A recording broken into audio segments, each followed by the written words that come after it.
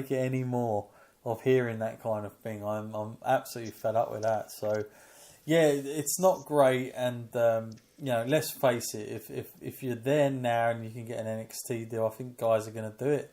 I think they'll look at Bobby Roode and think, yeah, it's probably worth doing. Because it's a lot more open there, and you don't get marked so bad with TNA colours anymore like it used to be. So that's all you've got to do now. But I wonder how much longer that can really survive, because you look at it and it just has nothing at the moment that can get anybody interested. And they at one point, Matt, they were live on a Monday night going up against Raw. Who would think that in about sort of 2010 time, when they had like X-Pac coming in, Nash and Hogan and Bischoff and all that lot, they actually were on Spike TV, which was WWE's former network. And by the way, Spike TV, the former TNN channel, they hated WWE because they went back to USA Network.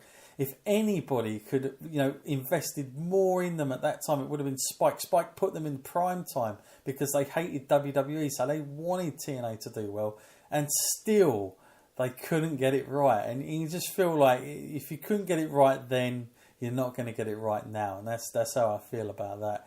Might sound a bit harsh, but that's how I feel. I think they have no identity whatsoever, and they should take a real look over their shoulder at people like Ring of Honor, who are what they are. They don't proclaim to be anything more than they are. They don't try and be anything more than they are. But what they do have is identity, and they have a respect from people because again, their championship isn't just thrown around to everybody that joins them and comes in now and then. It's a thing. That and it's a respectful thing that you have to learn there. So, not great, Matt. Let's talk about Ring of Honor, something a little bit more positive then, because only ever good things coming out of there. Again, we went there earlier this year as well. It was a great show. They had the kind of global theme going on. At that one, we saw Jushin Thunder Liger was back there even, with a load of Mexican stars from AAA and CMLL and all the rest of it. It was a great show, Matt. But I've got to say, Ring of Honor, they're doing some great stuff, and I know that they lost a few of their guys, like Steve Corino, even on commentary, and they've lost a few of their talents, but they do well, Matt, who they recruit. And I know that they had Bubba Ray, and people were like, what the hell are they doing getting in? But it makes sense, Matt, because you think of the experience of that guy, and he gets around to these younger guys. They seem to do that, Ring of Honor. They'll get like one of these sort of guys who's maybe not your normal sort of Ring of Honor style wrestler, but then you think of all that experience they're going to bring to the locker room. That's exactly why you have a guy like that there. But to me, the management of Ring of Honor is spot on, Matt. How impressed have you been with Ring of Honor, and do you think there is potential for them to expand bigger, or do you think that it will always remain what it is, Matt? I don't like to say it, but I think they will kind of stay at the level that they're at, and it's not so much a bad thing. I mean, WWE will always be the huge juggernaut that keeps ploughing through the business, and it's unstoppable at this point. Nothing's ever going to stand up to them and take what they have.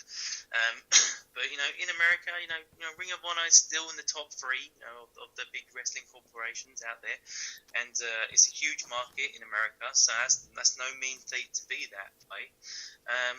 But like you said, they will always be a successful company, because when you think, if you're a wrestler and you want to go and show off your talents, you want to try and crack Ring of Honor, because that is where you go and you make a name for yourself as one of the best in the business. And then once you're in there, anyone will pick you up, because to even get into Ring of Honor, you've got to have some insane skills in that ring. Yeah, it's not something that you can just you have to be something. And like I say, they recruit really, really well. We see Will Ospreay was there, and Marty Skrull has gone from strength to strength since he's got that. I mean, he look where he's at. He's saying he's just won that belt, but I mean that character development he's had since there has really got him up. And again, I think done a great job by getting involved in New Japan. Like I said before, it's a great move for them, no doubt about that. So it's interesting that is the case, and how well they do going forward. But yeah, whether they'll expand more, who knows? But you'd like to think they would, but you never know really. Okay, let's go back to the questions, Matt. And I'm delighted to say our next one. He is an absolute familiar name to us, Matt, and all the listeners, I'm sure by now. Jimbo, wrestler, squad number 9. He's here. He's been emailing me a lot all the way through the year, but he's got a fresh question to put to us. He emailed us in a couple of days ago, I think on Thursday. So here we go. Hello, Matt and John. Glad the show is back. I've been keeping up with WWE, but only by a thread. I've found much of what I'm seeing extremely repetitive, dull, and downright nonsense in some cases. One of these nonsense cases is Jason Jordan, a guy with huge potential, but what on earth are WWE doing with this guy? Thanks so much, guys. I am your number one fan. So thank you, Jimbo, as always. And we touched on Jason Jordan earlier, but listen, I don't know what the hell they're doing with him. Like I said earlier, I thought it was a work on us. Clearly, WWE seem to think that's the proper way to do it. Matt, Apollo Crews, he reminds me of that in a way. Just this smiley guy who's even the way he reacts in the ring after he does a big sort of move. He does that sort of face, that smiley face. I'm like, oh no, please stop doing that. I mean, Matt, has he got potential to be a top main event guy, Jason Jordan? If given the proper direction and all the rest of it here. Yeah, I mean, undoubtedly he has that raw talent and that strength and that ability, but I just don't find myself invested in him right now. Like I said earlier, I feel like they broke up that tag team way too fast, and there was no payoff on that. Usually WWE has the same MO, one tag team partner will turn on the other, and then we'll see who they like out of the two of them. They didn't even do that. I think that might be because they can't even commit to Jason Jordan themselves. They couldn't have him turn on Chad because, I'm not too sure they're sure that Jason is the one that will be the better out of the two in the end.